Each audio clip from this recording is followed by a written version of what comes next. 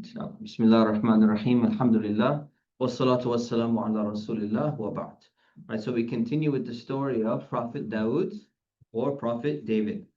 So let's look at the background of Prophet Dawood. So we had just finished the story of Prophet Musa and Harun. And centuries after the Bani Israel or the Israelites, when they entered into Jerusalem, which they had been banned for 40 years. So they finally entered into Jerusalem. They lived a prosperous life there. We don't get the details of that part of the story in the Quran.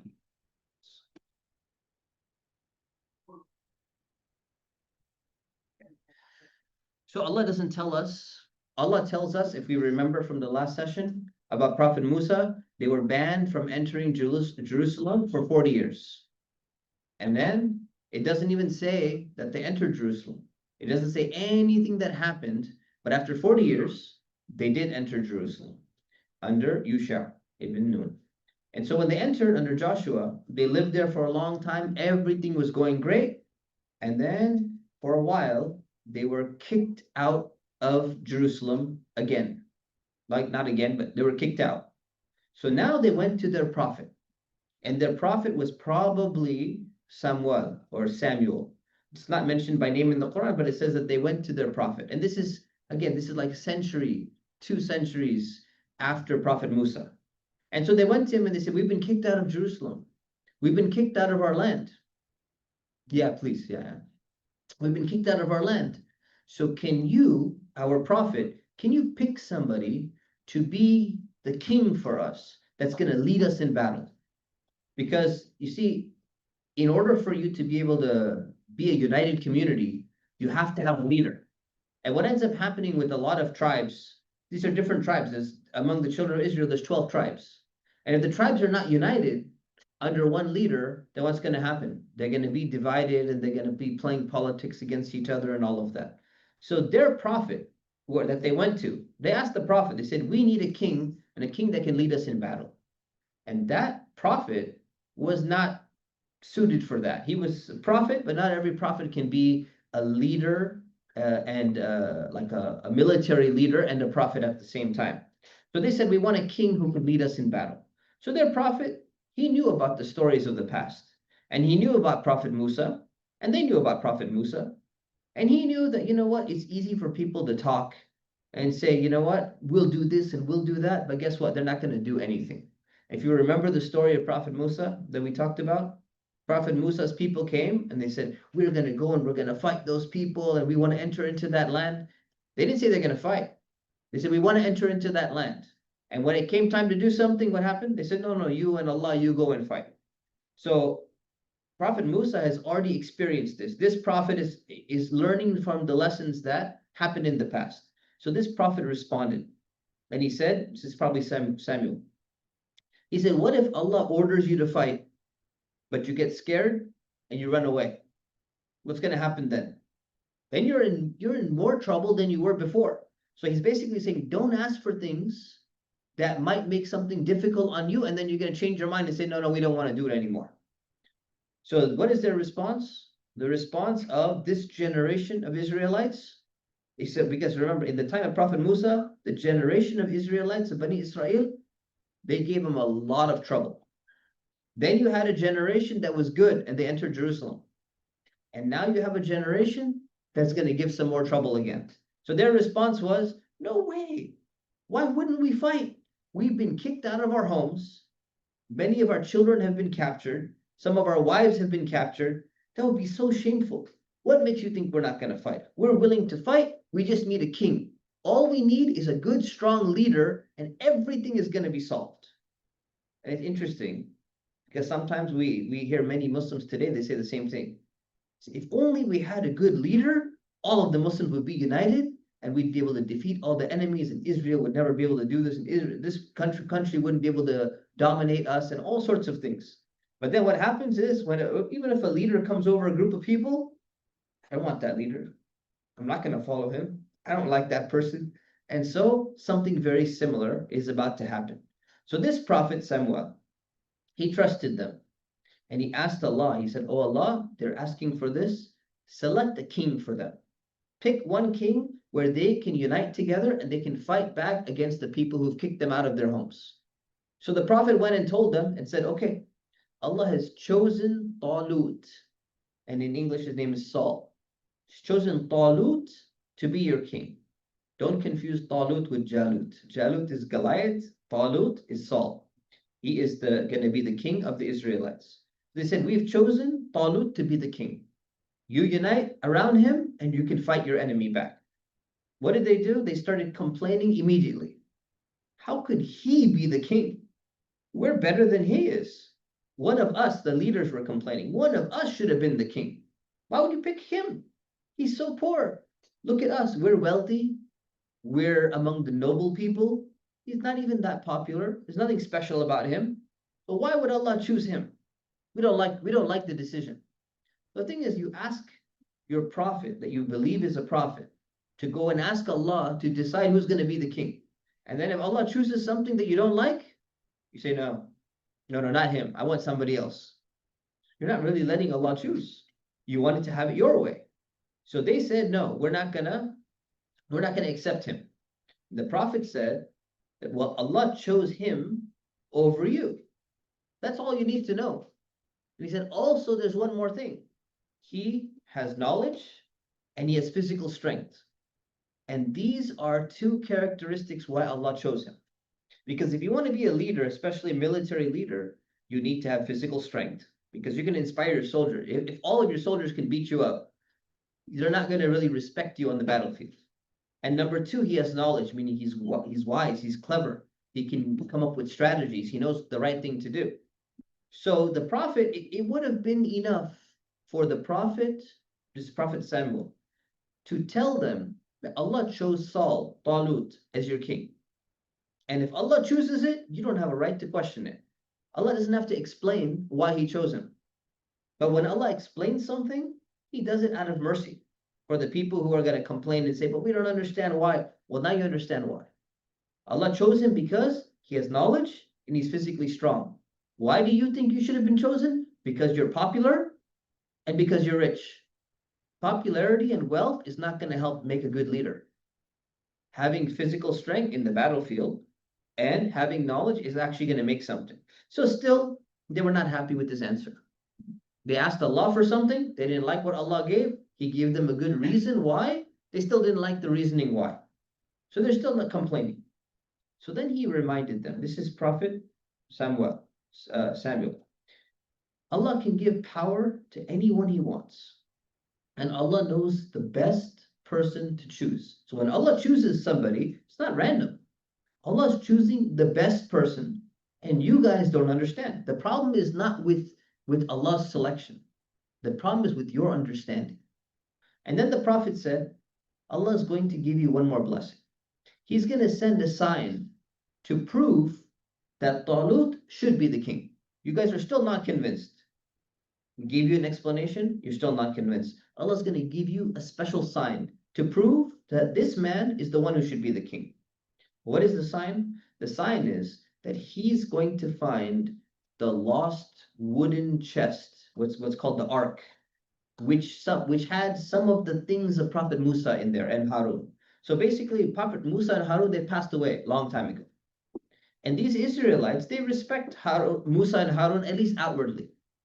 But so some of the things that they had, like the tablets that Prophet Musa came with, maybe the staff of Prophet Musa, some of the things remnants that they had, the Israelites used to keep some of those things as like a barakah, as like a blessing. We have something from Prophet Musa. We have something left over from Prophet Harun. And they used to pride themselves. See, we had great prophets like Musa and Harun. And look, we have some of their artifacts. We have some of their remnants, some of their clothing or something that they used to use. And that's a sign that, see, they are the prophets that came to us. But they lost that. And it was hidden. It was put in a chest somewhere. It was called an Ark. If you ever heard of Ark of the Covenant, if you've ever watched this old movie called Raiders of the Lost Ark, this Ark is this idea of the things of Prophet Musa and Harun were inside that chest, inside that box. So they lost it. Somehow they lost it. It was stolen from them. And so the Prophet Samuel is telling them that this man, Talut, Saul, he's going to recover that thing that you've lost. And when you get it, you guys are going to be super happy. You're going to be like, wow, we've recovered this. This is great. This kind of shows a type of, it gives you an energy and a motivation that we found that important thing that was so valuable to us that we had lost. And so this is going to help you that when you fight, you'll be more motivated. That we have these things with us that we used to keep with us in battle. And it's also going to prove to you, if he brings it, that he should be the real leader. So he found the chest somehow. Allah made it so that the chest was given to him, and he comes and Talut shows, see, I've got this. So they accepted him reluctantly. They didn't like him, but they accepted him and said, okay, you know what? It's true. Allah, the Prophet said that Allah chose you. And the Prophet said that you have knowledge. And the Prophet said that you're physically strong. And now you've somehow recovered this chest that we've been searching for a long time, and the Prophet said it would happen. Okay, fine, we'll accept you as our leader. So the Israelites, they gathered an army, and they go and they set out to fight against these people who kicked them out of their homes. And so Talut, who's the king now, and he told his soldiers, he said, Allah is going to test you with an upcoming river. There's a river that's going to be coming up. He says, I know you're very thirsty, because they're traveling through the desert. These are soldiers going through the desert. He says, I know you're going to be very thirsty, but you're not allowed to drink from the river. You're allowed only one handful maximum. You cannot drink more water than that. Anyone who drinks from that river is not one of my true soldiers. So what is he doing? See, this prophet is trying to test to see how many of these people are genuine. Remember, they were reluctant to even accept him as a king. So now he's testing them and saying, you know what? We need strong soldiers who are disciplined. If you can't be disciplined enough that you're thirsty and then you have to drink, and you can't even listen to the order of your commander when he says, I don't want you to drink more than one handful of water, then they're going to be pretty useless on the battlefield. So when they arrived at the river, what happened? The majority of his army disobeyed him, and they started drinking a bunch of water. They said, well, we're thirsty. We need to drink more. And they just kept drinking and drinking and drinking. And obviously, maybe they're going to get a little bit lazy, but it also shows that they're not willing to listen to their leader. So this is problematic. So they kept on marching. And so the prophet, the Talut, the king, he's understanding, he's King Saul. He's understanding that, hey, a significant part of my army is not very dedicated. So they kept on marching, and they crossed the river. And when they crossed that river, they saw the army that they had to face. And this was the army of Jalut. And Jalut in English is Goliath. I know this can be confusing because Talut and Jalut, they rhyme. Talut is Saul and Jalut is Goliath. So in English, they don't rhyme. But in Arabic, they rhyme. It's like Habil and Qabil. In English, in Arabic, Habil and Qabil, they rhyme. Who's Habil and Qabil? Who remembers who this is? Who is it? Prophet Adam's like two sons. Two sons of Prophet Adam, exactly. And in English, they're called Cain and Abel. They don't rhyme. Same thing in Arabic. Talut and Jalut. They rhyme in Arabic. Talut is Saul. Jalut is Goliath. So don't get confused. So now they go and they see this army of Jalut, of Goliath. And they were really scared because it was a huge army. And so many of the soldiers, especially the ones who drank, they said, there is no way we're ever going to be able to defeat this army. And him and his soldiers just look at him. This guy's huge and he's strong and they're so powerful and they're so well equipped and we're outnumbered. There's no way we're going to win. We're not strong enough to win. And then there were some believers in the army. There were a significant number of true believers in the army. And they said, no, you're wrong. Just think about how many smaller armies and weaker armies have defeated larger ones before in the past with the help of Allah. It doesn't matter how large the army is. It doesn't matter how much ammunition. It doesn't matter how much supplies and equipment that they have. What matters is the help of Allah. That's more important. So he's basically saying, these group of people are saying, we've heard about so many armies that were smaller that defeated larger armies. Why do you think we can't do it? We can do it as well. And they were right. This happened so many times in history. It happened with Muslims. It's even happened with non-Muslims before. So it's not only the strength and the numbers that are going to cause victory. It's the help of Allah. It matters very much. So they prayed to Allah. They started praying. The true believers, the ones who didn't drink except a handful of water, they started making a dua. They said, "Our Lord, pour out patience on us. Keep our feet firm while we fight. Help us defeat these oppressive disbelievers." So they were making dua and they started fighting. And Allah answered their prayers and gave them victory. And before the battle began, there was the leader of the enemy army, was Jalut, Goliath. So he called out, he said, "I want a one-on-one fight. Who's going to fight me?" And Jalut was a really big, strong guy. So it's very, very difficult to defeat. And so this was part of their culture. In their culture, before any war breaks out, one of the leaders can call for a duel. It could be 1-on-1 or 2-on-2 or 3-on-3 or something like that. So Jalut, this guy, the Goliath, he's known in history, even Christians know him, the story of David and Goliath. So Goliath is a name, when you say something is a Goliath, it means really big.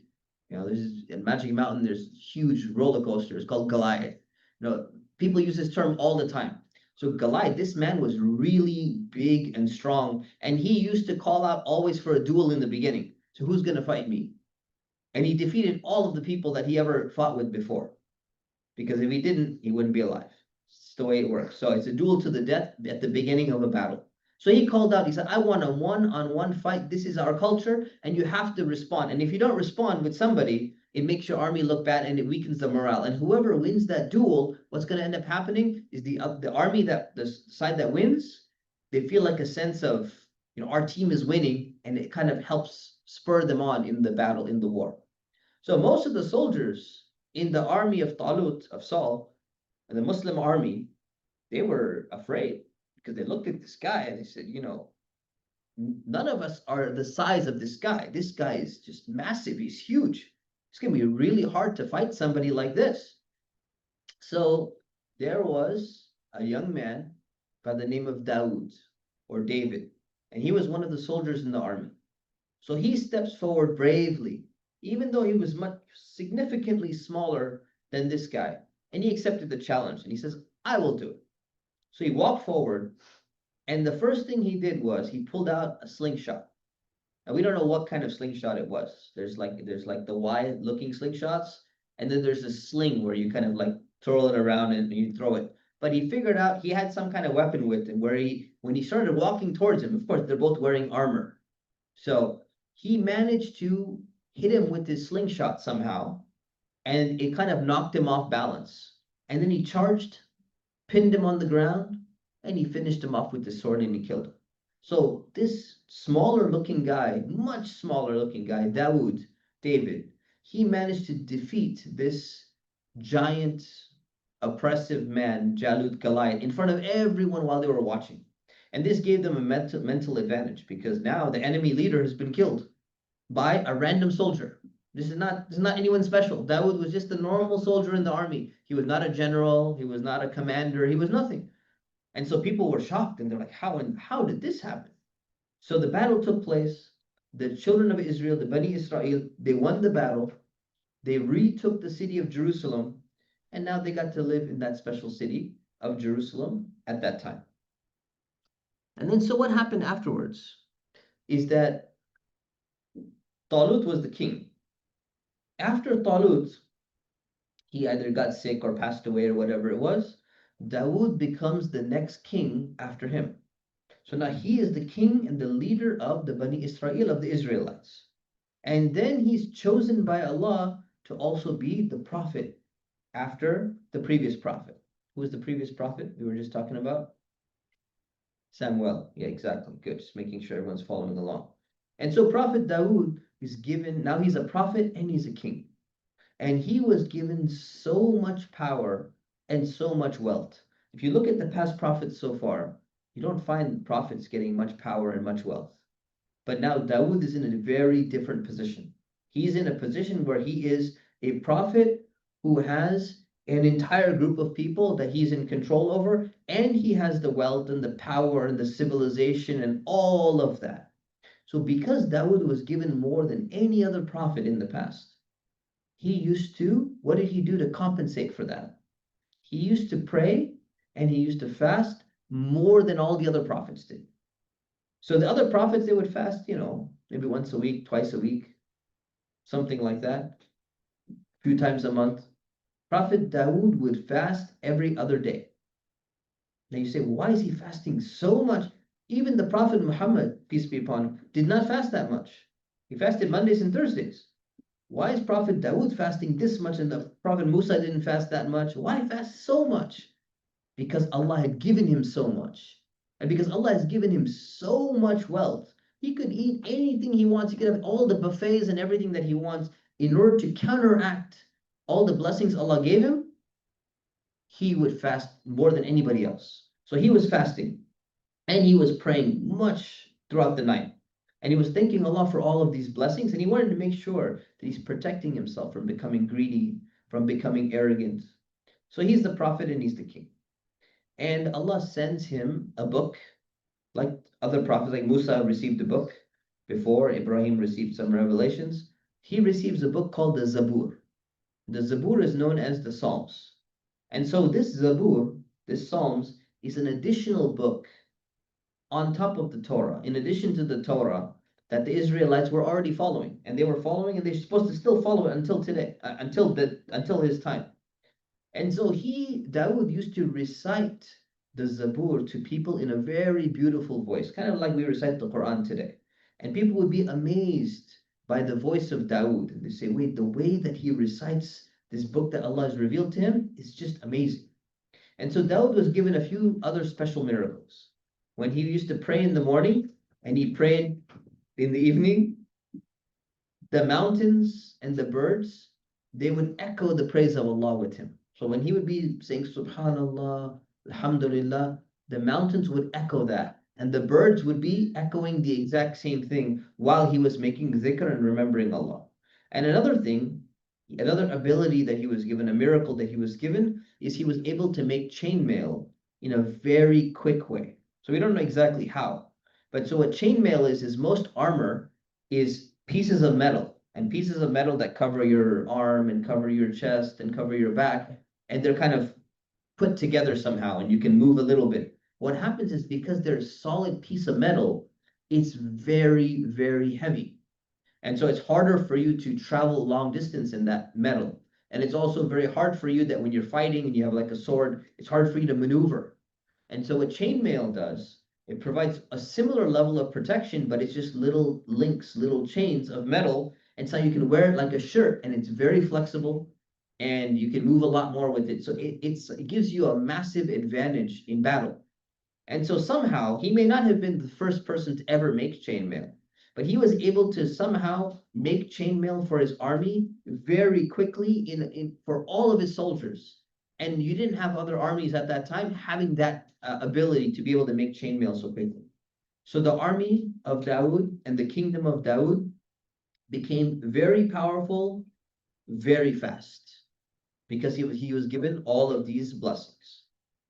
So the last thing we'll talk about is that Dawood is not only the prophet and he's the king, but he's also the judge for his people.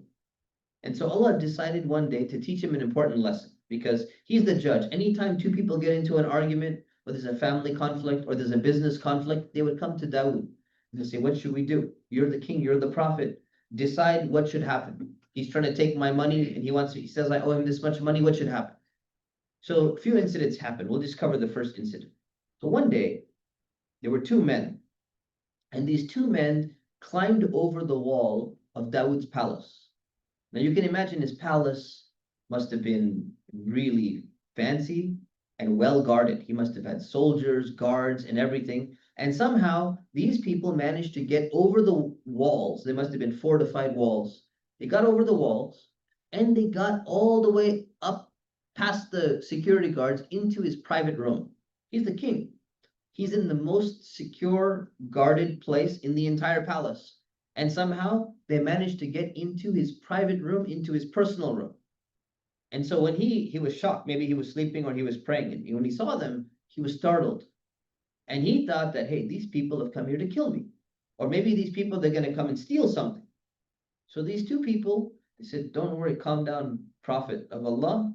We believe in you, we're Muslims. We just came to you with a dispute. We have a judgment that we need you to make. So the first man, he said that my friend over here, he has 99 sheep. He said, I have one sheep. And this man wants to take my one sheep from me.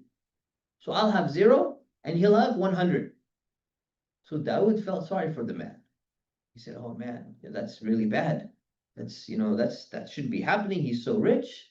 So he gave the man a lecture. He said, this is really wrong. People, business partners, and people try to rip each other off. This is not right. What he's doing, he's being greedy. He's so greedy, he wants to take away your one sheep and have all 100 and you're left with 0. And this man is not doing something right. After a little while, Dawood stopped and he realized that he made a mistake. He realized that he decided too quickly because he did not listen to the other man's side of the story. So he didn't even hear what the other man had to say. And so Dawood asked Allah to forgive him. And Dawood made a promise that he's going to be more careful in the future. So this was a very important lesson because Allah sent those two people specifically to go and test Dawood to see, is he going to listen to the person's story of the one man who's wealthy? He's got 99 sheep. He's pretty wealthy. The other man is poor. And the poor man is saying, I'm the victim. I'm the one who's being oppressed. He's trying to take this from me. And he didn't listen to the other side. You cannot make a judgment without listening to both sides of the story. So Dawood learned an important lesson. And we all learn an important lesson in making a judgment, that we should never be too quick to make a judgment. So we'll stop it there because I think they need to call the adhan right now. All right. Someone's already making it? Oh, okay. So then we'll just do the second story, inshallah. So then another incident happened where two men came to Dawood again with a dispute. One of the men, he owned a garden, and the garden had some really nice stuff in there, like grapes and all of that, some expensive stuff. And then the sheep of another man wandered into the garden and completely destroyed it, ruined it. The sheep were eating and they started messing up the grapes and the vines and everything. So Dawood made a judgment. Dawood said, the two men came to Dawood and said, this man, his sheep has destroyed my garden. So Dawood made a judgment and he said, the sheep should be given to the owner of the garden as payment for the damage for what his sheep has done, because he didn't have any other money. Then the son of Dawood, his name was Suleiman, he was present. And he told his father, he said, Messenger of Allah, father, this is not the best judgment. So what did Dawood say? Dawood said, well, what do you think it should be? What should the judgment be according to you? He's saying, I think you should give the garden to the man who had the sheep temporarily and let him fix it up. And give the sheep to the man who owned the garden and let him utilize the sheep in the meantime.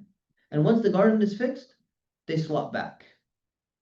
And so each one can benefit in the meantime. Nobody gets harmed, and then they switch and they end up with whatever they had before.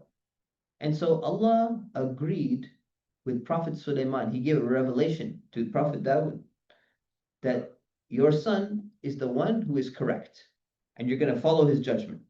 And Dawood agreed. So this is the better judgment, and so that's the judgment that was implemented.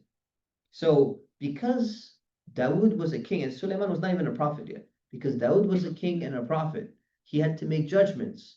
Allah corrected him twice in the judgments that he was making to teach him how to make fair and just judgments between people, because it's a very important responsibility.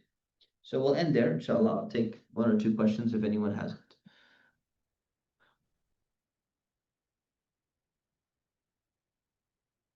Any questions? Okay. So Abdul, is the time changing next week for Isha, 7:30? Yeah. Okay. So inshallah, we will change the class to no, to later, after Isha. So should we do 7:50 or should we do 8? 7:50. 7:50? Okay. So we'll do 7:50 inshallah. So we'll do the class next week. at 7:50. Is that fine with everyone? Yes. Everyone can make it? Yes, inshallah? Yes. Okay, we'll leave it at 7:50 inshallah. We'll see you next week. Subhanakallahumma bihamdik. Ashhadu an la ilaha illa ant. Astaghfiruka wa atubu ilayk. Assalamu alaikum.